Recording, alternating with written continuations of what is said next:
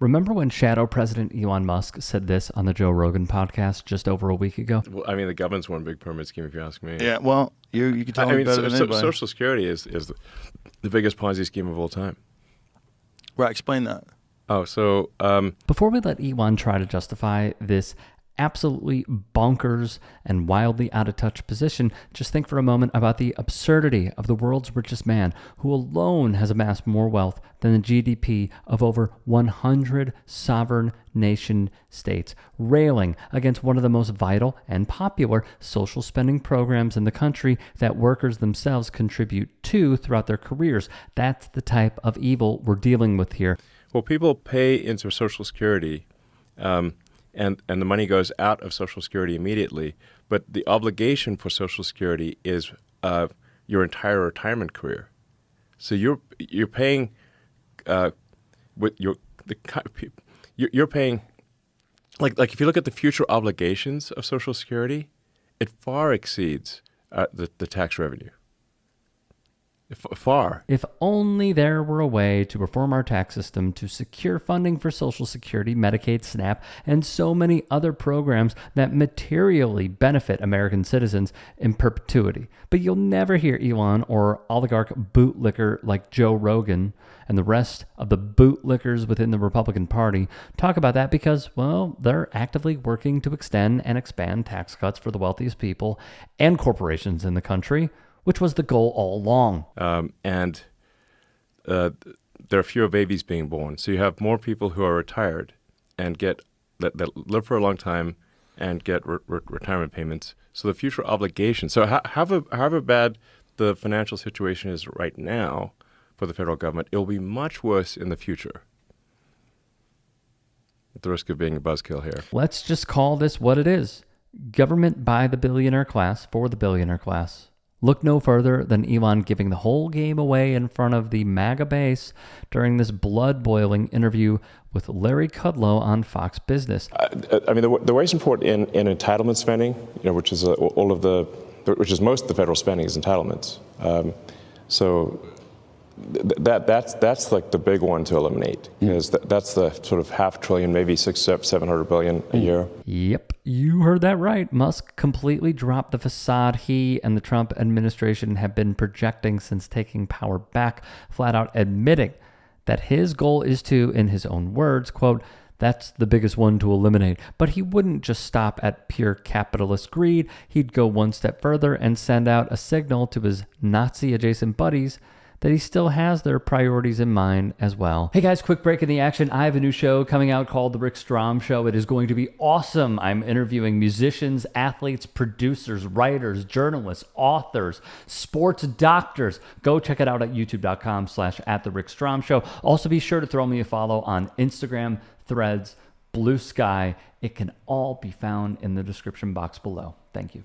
That is also a mechanism by which the Democrats attract and retain illegal immigrants by essentially paying them to come here, and then turning them into voters. Yes. So this is why the Democrats are so upset about the situation, because they're losing. If we turn off this gigantic money magnet for illegal immigrants, then they will leave, and they will lose voters. But you have President's support. He said so again yesterday. He completely supports your operation. They don't want the waste and fraud to be turned off because it is a gigantic magnet to attract illegal immigrants and have them stay in the country. It was because the Democrats are trying to import voters, basically. Yes.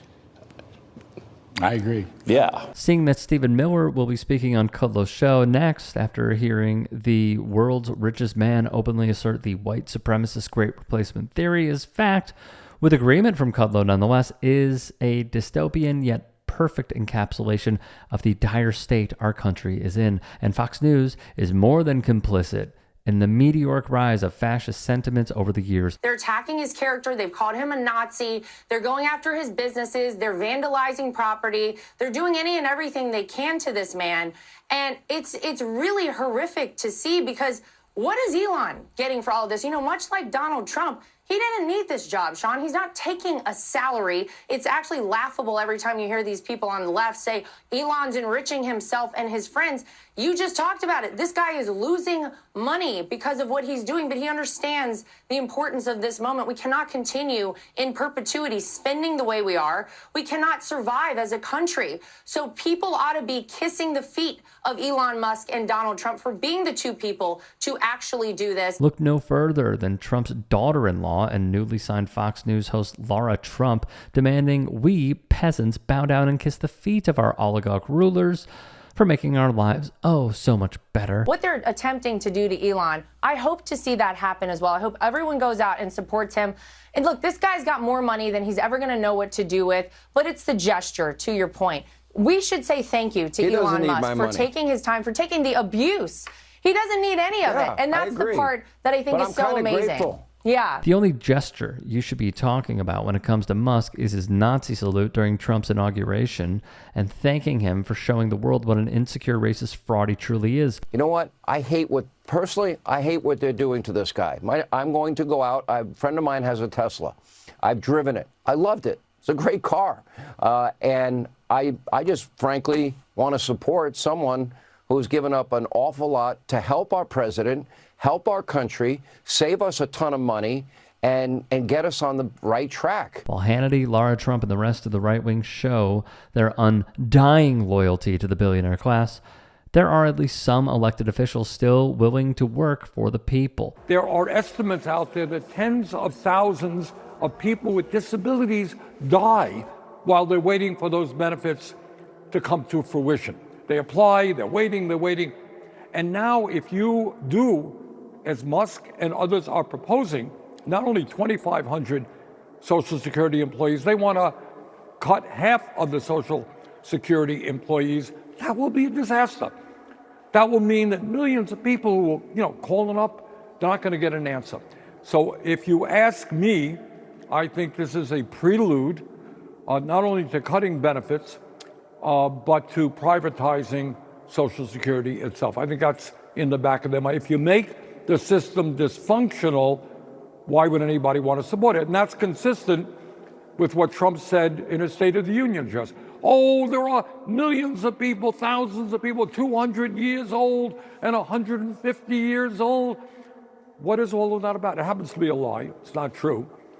99% of the benefits go to people, more than that go to people who have paid into them. So why do you lie so much about Social Security? Why do you make it look like it's a broken, dysfunctional system?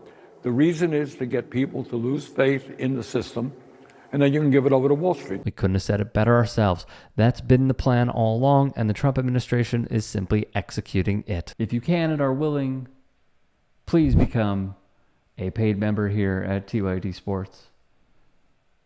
And or go to tyt.com/join. In addition, you can follow me on Twitter, Instagram, and TikTok. Appreciate it. Have a great day.